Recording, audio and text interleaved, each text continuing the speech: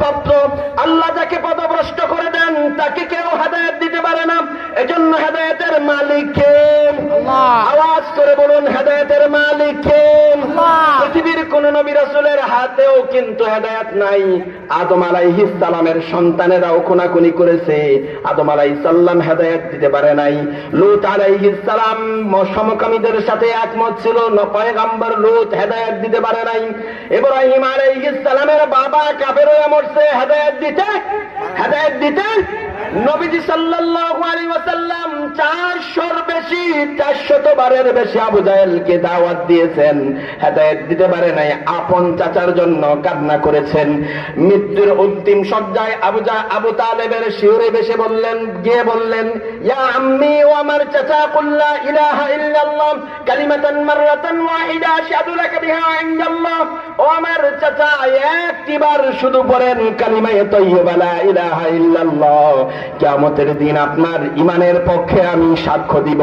সাহাবায়ে কেরামের পক্ষ থেকে কেউ বলল, নবীজি আমার মনে হয় আবু তালেব ঈমান এনে ফেলেছে নাকি, আমার মনে হয় আবু তালেব মুখটা নড়েছিল, ঈমান বলেছে। নবীজি বলেন, আমি শুনি নাই। আল্লাহু আকবার, আল্লাহু আকবার, আমি শুনি নাই।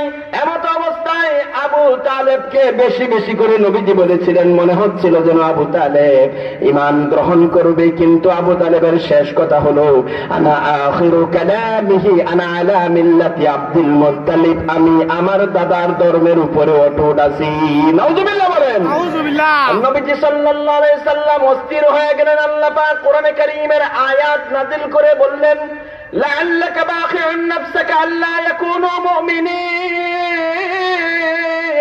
আল্লাহু আকবার, আল্লাহু আকবার। নবী মানুষ ঈমান আনবে না, এই জন্য আপনি নিজেকে কষ্ট দিবেন না।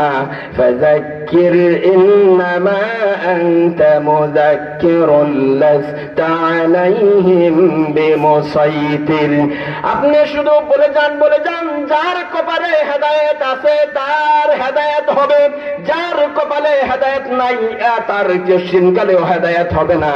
এজন্য হেদায়েতের মালিককে আওয়াজ করে বলুন আল্লাহ। ওই কাফেররা বলতেছিল যে আমরা ফেরেশতা দেখতে চাই, অথবা আল্লাহ এসে আমাদেরকে কথাগুলো বলুক, আমরা তাহলে মানব।